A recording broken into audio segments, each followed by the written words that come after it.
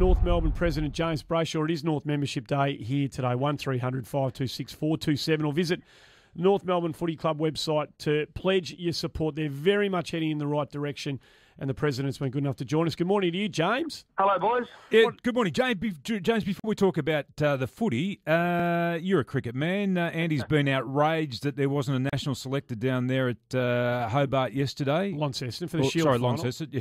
It's a disgrace, James. It's an absolute disgrace. Andy, I don't get too tied up in that, to be honest. I think the game's being televised nationally, so I think they can, if they need to be across it, which they should be, they can watch it on television. I don't know that you need to be there live, to be honest. And I think, given it's the last Shield game of the year, they probably should be across all the players playing in that game. They should have seen them regularly throughout the season. So, yeah, ideally there should be one there, but if there isn't, I don't think it's the end of the world. Let me put it this way. I think we've got bigger problems in cricket than selectors attending a Shield final. Ain't that the truth? Unfortunately, maybe the solution to some of those problems was down there. A couple of them were down there playing cricket across the last 4 or 5 days. But anyway, that's not what we've got you on for to have a chat about. It's a huge season again for you. We've had a couple of chats about North this year. You got a tougher draw this year than you had last year. Yep. Is it conceivable in your mind that your team could be better in 2013, but actually not finish as high on the ladder? Yeah, it is conceivable. Consistent improvement's what we always say we're after. We're young and developing lists, so we want to be exposed to those sort of games is the key part of all of this. I mean, we got humiliated in Perth in the final last year, and on the plane on the way home, we sort of looked at each other and said, look, we need our blokes to consistently be exposed to that level of heat. We need big games on big stages against big opponents, and we need Kieran Harper and Sean Atley and Sammy Wright and Todd Goldstein. These blokes need to consistently go to that level of intensity in footy and realise that they're good enough to handle it and then good enough to excel within it. And what we didn't realise at that stage is that this draw would have so many of those opportunities so early in the season. I mean, we play Collingwood Sunday, which will be a massive game. We play Geelong at Etihad, which will be another big game, 45,000 plus. Round 5, we play Hawthorn at the MCG. Should be 60,000 plus there, and you're playing against a team that played in last year's grand final and is, up and about, as we know. So, I mean, in my view, they are great opportunities for young players on a big stage, national TV, to really experience, the intensity and heat that AFL can bring and get ready to go back to the final. So you're right. If you play really well in that and you learn from it and you can get better at those big games, then, I'm not as fussed with where we finish on the ladder.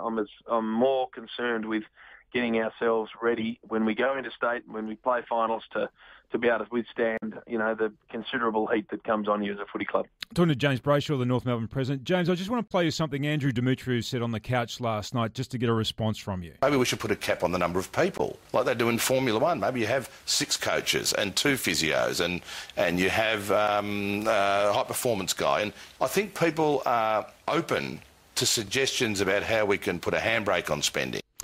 Have you got a view on how we can put a handbrake on spending in AFL? Look, I don't necessarily like a spending cap, because innovation is one of our values as a footy club, and I think if you're a not-for-profit organisation, you've got to spend any money you got on something. So if you turn around to football clubs and say, well, now you're not allowed to spend on footy either, they're just going to rack up millions, tens of millions of dollars worth of bank interest, not able to spend it on anything. So I don't necessarily have an issue with the spending not being capped. But, one of Andrew's suggestions last night, I saw that interview, was that you maybe cap the number of people. That could be an issue. That could be an option. Tim, what I've always said with equalisation is, I think it's got to happen. It is a disequal competition. The draw is one of the most disequal things. You just don't get the same opportunity to generate income as the bigger clubs, because you're not on free-to-air TV as often. You're not playing in blockbuster games. You're not scheduled to make that money, if you like. So, and you're also playing at stadiums where you get disadvantaged financially. So you do need to be compensated for that. I think the whole competition acknowledges that. My thing with equalisation is, righto, AFL, yes, we agree with it. Go away and work out how it can look and come back and we'll take it from there. James, Caro wrote a piece on the weekend about the McDonald family. Did you have to find a position for Donald to guarantee that his son Luke would find his way to North under the father-son rule? No, mate. It's an absolute non-story. We are delighted to have Luke on our list. He's a very, very talented young kid, and father-son is one of the few ways that you can get a leap ahead in the modern drafting situation.